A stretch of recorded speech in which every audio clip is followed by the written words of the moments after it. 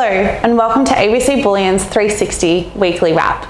My name is Crystal Thivios and I will be taking over from Bron Sucheki as he moves on to new and exciting ventures. As always, I am joined by our resident precious metals expert, Nicholas Trappel, Global General Manager of ABC Bullion. How are you going, Nick? Thank you very much, Crystal. So, what happened with gold this week? Big moves? Very big moves, really quite poor performance, obviously. What we saw was really a kind of rotation away from gold and away from risk-off assets. It was a risk-on move.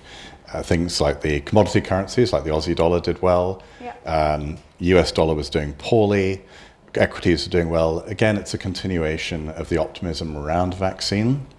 And this isn't really about the normal drivers of gold, where you're seeing the dollar index, say, weaken. Dollar index closed low, but it wasn't pushing it back against gold, and real interest rates not really moving much. So this is really all about the vaccine-based optimism and risk on.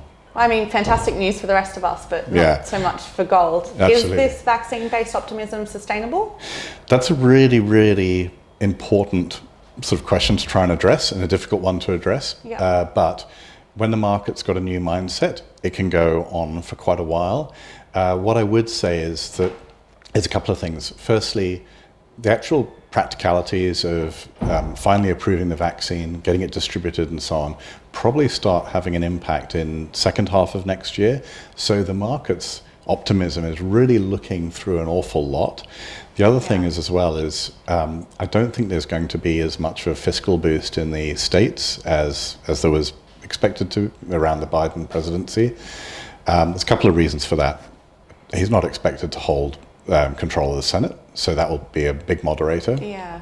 And the other thing is that Steve Mnuchin has basically said, look, there's $455 billion worth of assistance that arises from the CARES Act. He's basically put that in as an escrow, if you like, and it needs congressional approval to release that, or will do if he completes that. That's an awful lot of fiscal ammunition that isn't available for use in the first part of next year. So I think it's sustainable for a little while, but then reality may intrude, and that's why I think that with gold dropping to just above the 50% retracement of March-August move, quite tough.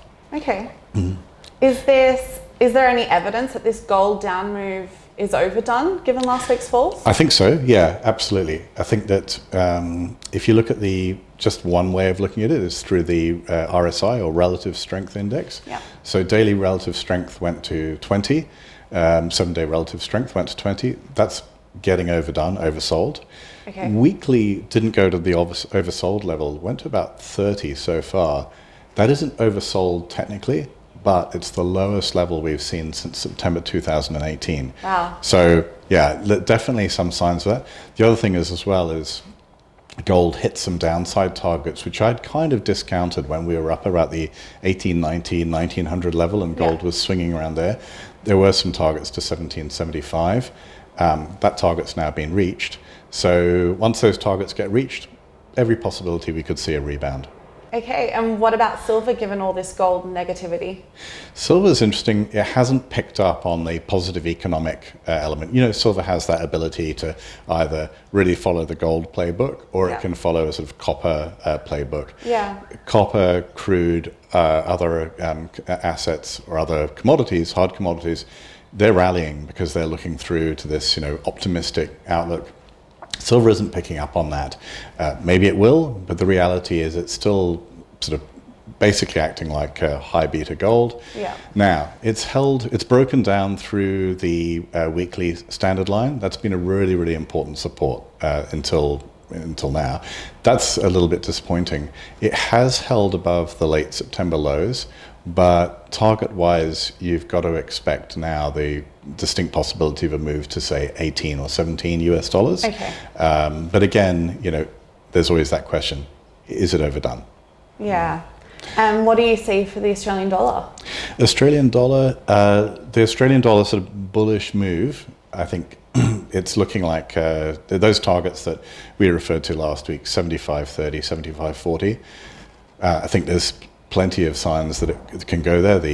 All those targets cluster around that level. However, when you get to that level, you're starting to get into the vicinity of a really long-term downtrend resistance line on at least one of our charts. Yeah. And once you get in that level, I think you're going to see some interaction with that. Maybe that's, I don't see targets beyond that in the medium term, and that's where you start interacting with that Aussie dollar resistance. Really, really interesting thing about the Aussie dollar at the moment is we've obviously got this trade disagreement with China. Yeah. That's, China took, I think, 49% of Australian exports in August, September. They're obviously the most significant trading partner we've got. Yeah. There's now a sequence of, disagreements. Those disagreements so far as I understand, are relating purely to agricultural products. And there is a little bit of talk around, is this just a reflection of the fact that the Chinese are under pressure to import more agricultural products from the US? I'm not sure I buy it, because they seem to be, they're different products for a start. It's not like soybeans and soybeans. It's not like for like. If that trade disagreement goes on and worsens, then you have to draw some inference that that's actually negative for the Aussie. Okay. But it's too early to say. I mean, I think Citi are saying it's a $75 billion hit as things stand. If it plays out, we have to see how it plays out. Okay, thanks, Nick. For more information, please follow us on our socials at ABC Bullion or subscribe to our YouTube channel. We'll catch you next week for our monthly review. Until next time, happy trading at abcbullion.com. Thank you. Thank you.